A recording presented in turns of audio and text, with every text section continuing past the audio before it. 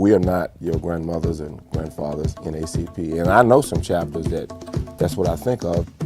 We wanted to make this organization that already existed, that had a name, to see if we could make it work more effectively for justice in our community.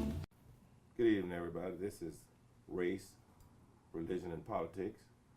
Everything that your mom and your dad and your boss man told you not to talk about, those are the things that we're going to talk about. I'm Shabaka, Afrika. I'm president of the Crittenden County NAACP, and this is my co-host, Mrs. Rubye Johnson.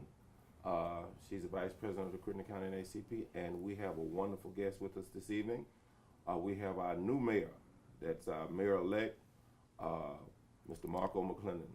How you doing, Mr. McClendon? I'm good. How you doing? First of all, let me say thank you all for having me on the show tonight. Well, let me thank you for agreeing to come on our show, because I know you have a lot of people pulling at you, wanting you to do this and that. So it's an honor for us to have an opportunity to present our new mayor to our listeners on Facebook.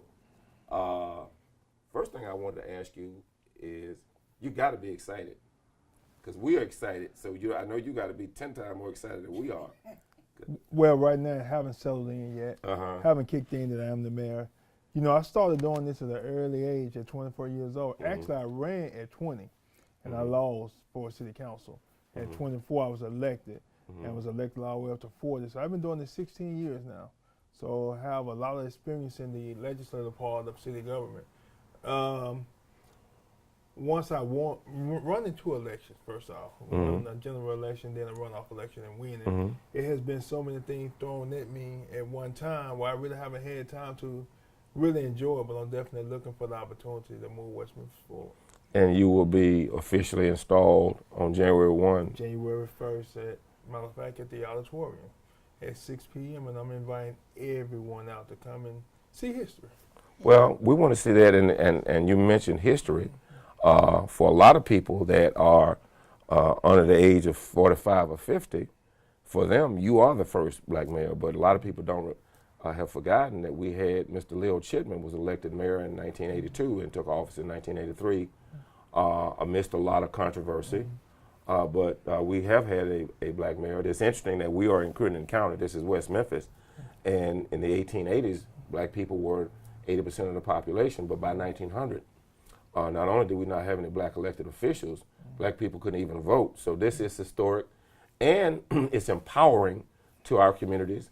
There are a lot of young black and white children who have an opportunity to grow up and have a sense of value watching black men and women in positions of authority. And we hope that helps to undermine and dissipate the unfortunate system of race that we have in America, actually. So, you know, West Memphis is no different than anywhere else in this world. Yes. You know, race, unfortunately, still is an 800-pound gorilla in the room, but after you become mayor, maybe the gorilla will lose a little weight. Yeah. We have Miss Vice President, and she may have some questions. Mr. McClendon, did you like to ask? Yeah, first I wanted to say Merry Christmas. I love this time of year, and I'm just doubly excited because I watched this young man start kindergarten. Yes.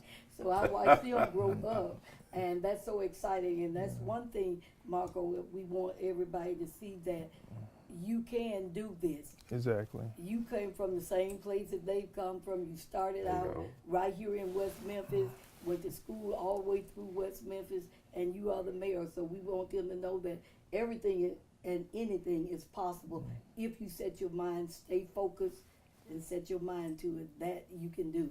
But I'm glad to have you here with us today, this evening, and I wanted to ask you, because I know I've heard you say that you've been pulled at and everything, but have you given any thought to what you want West Memphis to look like in 5 years?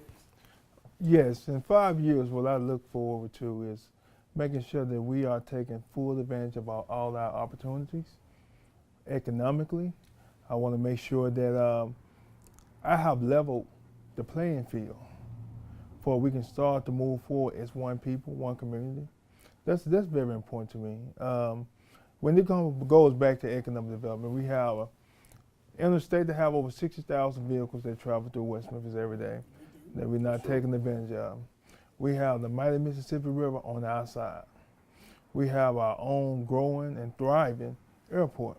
You do that. And we have 3 different train stations. And right now, we are doing some things right now through our Tiger Grant with BASF that's right now on the riverport that will be using, ships will be able to come in and dock on the outside of the river, and then the train will be able to take off their cabinets and transport them. And this part of what they call the opportunity zone? No, that's something totally different. Something totally different? Yeah, that's something Okay. totally different. That's part of the Tiger Grant that we've been working on Oh, about wow. 20 years. It actually started with Mayor Keith Ingram. It was a brainchild of his, and it just materialized. It's taking it that Yeah. long to actually materialize. Yeah. Mm-hmm. It's been about 20 years in Yeah, there. about 20 years. Yeah. Mhm. Mhm. So So sometimes things take a little time, but Yeah. they come about. Yeah. it's some things that you can get there quick, and I'll talk about some of those things. But it's some things that just take time. But I just think that we're in a season for West Memphis, that West Memphis are getting ready to do something very special for this region of the country. I mean, you look at every city around Memphis, Tennessee has been prospering. Right. Even Marion is growing. You have Olive Branch, South Haven, Collierville, Mhm. and West Memphis have been on the outside, Kind of been a stepchild. but not no more. Not no more. I'm already reaching out to friends. I have already reached out to some good friends like Van Turner, over in Memphis, the Shelby County, Edmund Ford, the Shelby County Commission, City Council with Tennessee, as well as my newfound mayor brothers, Cedric Williams, Lincoln Barrett, Hughes, as well as Frank Scott, and Little Rock. You mentioned that earlier. Tell us who these men are. Well, Frank Scott is the new mayor of Little Rock.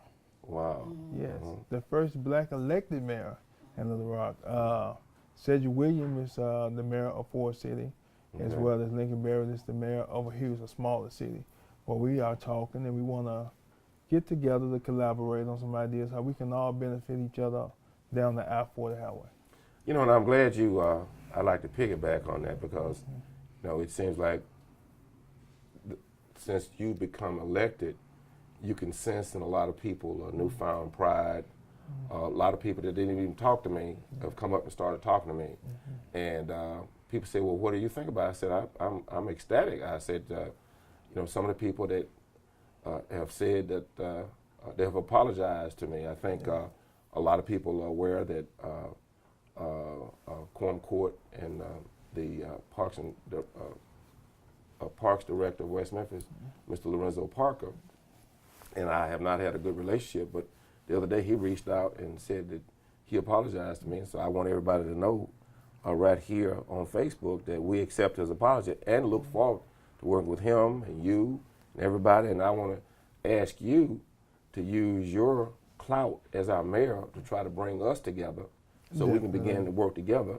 And of course, all of us are never going to always agree, and that's not a bad thing, but we all can work together to make our area better. Oh, yeah. Yes. Definitely. Now, let me ask you some questions a lot of people want to know. Sure. A lot of people want to know, are you going to keep Dorothy? Dorothy, to me, is like the Bible of City Hall.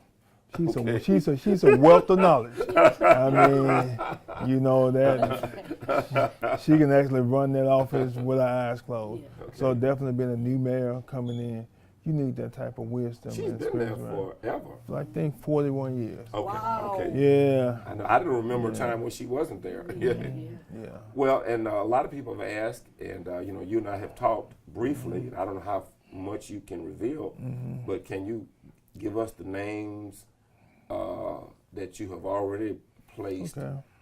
that will be placed on January 1 to head up these city departments? Okay. Well, yeah, on some. I haven't made decisions on all those departments yet, but some of the ones that I have, like economic development, will be held by Philip Sorrell and Mallory Darby. Police department chief would be Eddie West, who will be the first African American chief we have ever had. That's great. Fire chief is Chief Dennis Brewer. All right. Yeah. I'm right now still looking in sanitation because I know it's important for our community to have a clean city. It is. And I'm going to be looking through some names. I have someone special, but I just want to make sure I don't look over no one because I want to make sure that whoever gets that job take pride in it and make sure that all sides of our city is clean and giving the service that everyone deserves. That's You me see. I got a few more departments. I haven't made my mind up on, Sure. but I'm definitely proud of those moves. I understand there's some other, like I said, other departments I'm going to look into. So some people you're going to keep a few people. Yeah, I'm definitely going And to. you're putting some new people in. Of course, you Yeah. already had. I understand you already had some resignations that you automatically. Yeah, have to yeah, I fill. had some definitely. A lot of people don't understand. Just with any executive administrator, Yeah. when they come into office, they usually pick their team. Exactly. When the president comes in, he picks a new cabinet. Every once in a while, he may keep somebody from the old cabinet, and that's up to him and his transition team to figure out. We are not your grandmothers and grandfathers in NAACP, and I know some chapters that's what I think of. We wanted to make this organization that already existed, that had a name, to see if we could make it work more effectively for justice in our community.